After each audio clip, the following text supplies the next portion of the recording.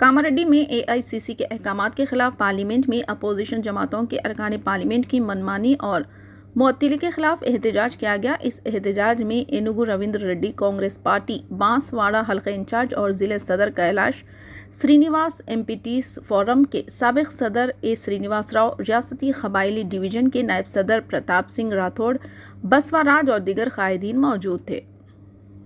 इसी तरह की मज़ीद जानकारी के लिए जुड़े रहिए।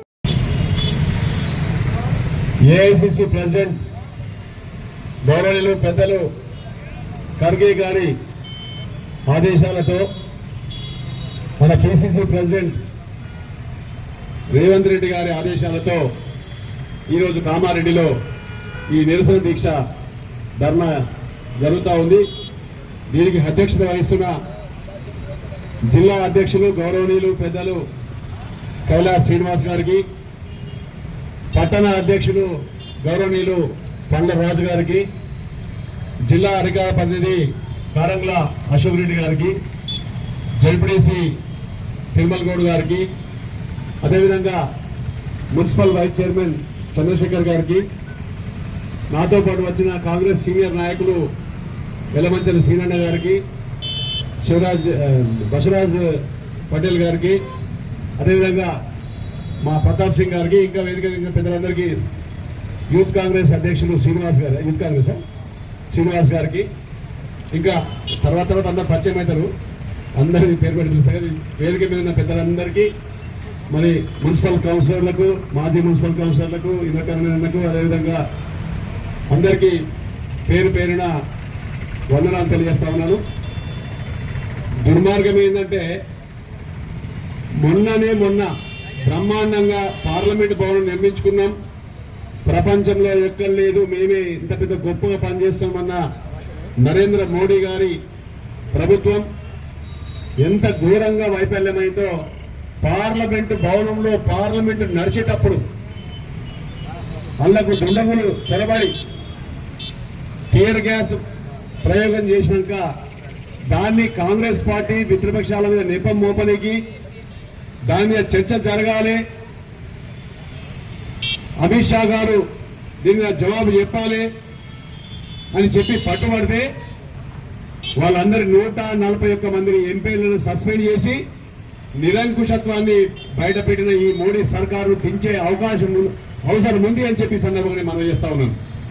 ఈ రోజు వాళ్ళు ఎంత విర్రవేగుతారంటే మళ్ళా మేమే 5 ఏళ్ళు గెలుస్తాం, మమ్మల్ని అడ్డుకోడు అవడు అని చెప్పి మరి దూరంగా రుబాబుగా పోతున్న సందర్భంలో ఇవాళ ప్రతిపక్షాలు మొత్తం ఏకమై ఇండియా కూటమిగా ఏర్పడి ఖచ్చితంగా ఈ ప్రభుత్వాన్ని గద్దెదించే స్థాయిలో వాళ్ళు ప్రణాళిక చేసుకుంటూ ముందుకు పోతా ఉన్నారు। కాబట్టి మనము మన స్థాయిలో రేపు జరగబోయే ఎన్నికల్లో కానీ, ఇక్కడ ఏ ఎన్నికలు వచ్చినా కానీ, స్థానిక సంస్థల ఎన్నికలు కానీ, రేపు జరగబోయే పార్లమెంట్ ఎన్నికలు కానీ, మన యొక్క జైరాబాద్ నియోజకవర్గం నుంచి మన పార్లమెంట్ మెంబర్ను గెలిపించి బ్రహ్మాండంగా మరి పార్లమెంట్ పంపించి 100% మేము సైతం కాంగ్రెస్ పార్టీ మిత్రపక్షాల అండగా ఉంటాం, ఇండియా కూటమిలో ఉంటామని చెప్పి మరి కాంగ్రెస్ పార్టీ కార్యకర్తల నాయకులను పనిచేయాలని చెప్పి నేను కోరుతా ఉన్నాను। ఈ రోజు మోడీ గారి దౌర్జన్యం, వాళ్ళ నిరంకుశత్వం మొత్తం తేడతెల్లమైంది। ఇలా పేపర్లో చూసిన ఏదో దొంగల పడ్డ గాలిలో కుక్కలు కొనినట్టు ముందుగానే అంత పెద్ద భవనాన్ని నిర్మించుకొని దాన్ని పకడ్బందీగా సెక్యూరిటీ పెట్టకుండా, లక్కీ ఏంటంటే ఎంపీలకు ఏం కాలేదు, నిజంగా ఎంపీలకు ఏమైనా అయినుంటే ఇవాళ ఎవరు పాలన ఓలిస్తుండే। కాబట్టి దాని మీద చర్చ జరగాలని చెప్పి ఇండియా కూటమిలో కానీ, కాంగ్రెస్ పార్టీలో కానీ జరగాలని పట్టుబడితే నిర్దాక్షిణ్యంగా కంటిన్యూగా 3 రోజులు 1 by 1 141 మందిని సస్పెండ్ చేయడం అనేది, దీన్ని నిరసిస్తూ ఇవాళ యావత్ భారతదేశం మొత్తం ప్రతిపక్షాలు చేస్తున్న నిరసన దీక్ష 100% సక్సెస్ఫుల్ నడుస్తా ఉన్నది। గౌరవనీయులు మన ముఖ్యమంత్రి గారు రేవంత్ రెడ్డి గారు కూడా ఇలా మన ఇందిరా పార్క్ దగ్గర వారు కూడా పాల్గొంటున్న పేపర్ చూశాను। మనం ఒక్కటే ఏది ఏమైనా కానీ అల్టిమేట్ గా మన ప్రజలు మంచి బ్రహ్మాండమైన రిజల్ట్ ఇచ్చారు। కామారెడ్డి కూడా కాంగ్రెస్ పార్టీ గెలుస్తుంది అనుకున్నాం, లాస్ట్ మినిట్ వరకు కౌంటింగ్ చూస్తుంటే కామారెడ్డిలో కాంగ్రెస్ పార్టీ ముందుకుంది, లాస్ట్కి వచ్చే వరకు చాలా బాధ కలిగింది। అయినా కానీ మన ప్రభుత్వం వచ్చింది కాబట్టి నేను కార్యకర్తలకు నాయకులకు చెప్తా ఉన్నాను, మీరు దిగులు చెందాల్సిన అవసరం లేదు। కాంగ్రెస్ పార్టీ నాయకుల ఆధ్వర్యంలో షబీర్ అలీ గారు గౌరవనీయులు వారి ఆధ్వర్యంలో కైలాస్ శ్రీనివాస్ గారి నాయకత్వంలో డెఫినెట్ గా కాంగ్రెస్ పార్టీ అభివృద్ధి కార్యక్రమంలో కానీ సంక్షేమ కార్యక్రమంలో కానీ అన్ని ముందుండి ప్రభుత్వం మనదే ఉంది కాబట్టి మరి ప్రజలకు బీద ప్రజలకు చేరువయ్యేటట్టు మనం అందరం కృషి చేసి బ్రహ్మాండమైన పేరు తెచ్చుకొని లోకల్ బాడీ ఎన్నికల్లో కూడా మనం బ్రహ్మాండం గెలుచుకునే అవకాశం మనం చేసుకోవాలని చెప్పి ఇవాళనే ఆల్రెడీ 2 గ్యారంటీలు ఆల్రెడీ ప్రవేశపెట్టి ఆల్రెడీ మహిళలకు బస్సు ప్రయాణం ఉచితంగా నడుస్తూనే ఉంది. అదేవిధంగా ఇంకొకటి ఆరోగ్యశ్రీ 10 లక్షల కార్యక్రమం కూడా స్టార్ట్ చేసిండు.